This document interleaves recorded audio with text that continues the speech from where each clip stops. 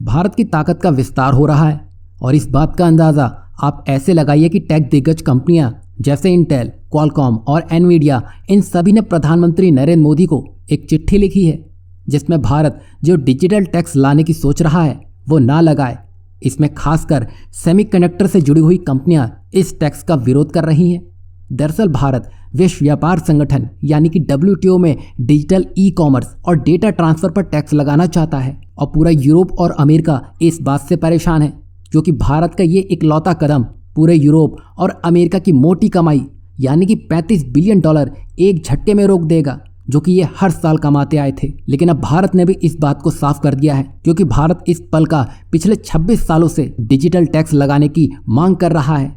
बता दें कि 1998 से भारत इस टैक्स को लाना चाहता था, लेकिन जैसा कि आप सभी जानते हैं वेस्ट और अमेरिका ये होने नहीं दे रहे थे। आपको बता दें कि 1998 में WTO द्वारा एक प्रस्ताव सामने रख दिया गया था जिसमें ये रोक लगा दी गई थी कि जो भी डिजिटल गुड्स हैं जैसे photo, video, books, audio books और ऐसे कई गुड्स हैं, इन पर कोई भी देश टैक्स या ड्यूटी नहीं लगा सकेगा।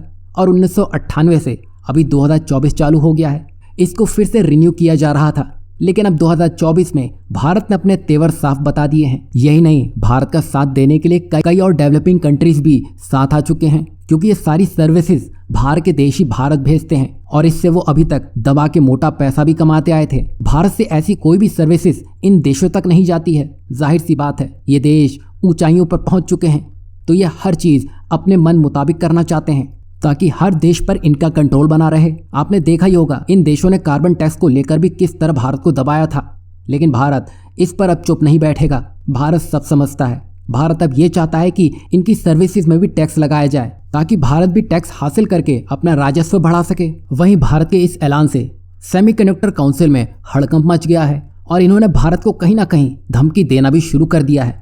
अगर भारत ऐसा करता है तो ग्लोबल चिप सप्लाई को नुकसान तो पहुंचेगा ही, साथ ही भारत का जो सेमीकंडक्टर हब बनने का जो लक्ष्य है उसमें भी समस्याएं आएंगी। वहीं भारत जो कर रहा है वो बिल्कुल सही है क्योंकि भारत अपने यहाँ सेमीकंडक्टर फैसिलिटी को सेटअप करने के लिए $10 बिलियन की PLI इंसेंटिव को पहले लॉन्च कर चुका है, जो खास तौर पर बाहर की कंपनियों को ही दिया जा रहा है ताकि जो कंपनियां भारत में आगे बढ़ना चाहती हैं उनको कोई दिक्कत ना आए और जिसके परिणाम भी भारत को मिल रहे हैं। इससे साफ समझा जा सकता है कि भारत की नीतियां तो सही हैं, तभी तो भारत को इतने ऑफर मिलने में लगे हैं। लेकिन अब भारत भी यही चाहता है जो डिजिटल सर्विसेज बाहर के देश भारत में भेज रहे हैं उसमें टैक्स लगाने की जरूरत है और भारत के विकास के लिए ये डिजिटल टैक्स आवश्यक है और ये पैसा भारत की आवश्यक जरूरतों की फंडिंग पूरी करेगा और बाकी लोग जो भी चाहते हैं उससे कोई फर्क नहीं पड़ता है क्योंकि ये यूरोपीय देश भारत और भारत जैसे कई देशों के साथ पहले ही मोटा मुनाफा कमा चुके हैं।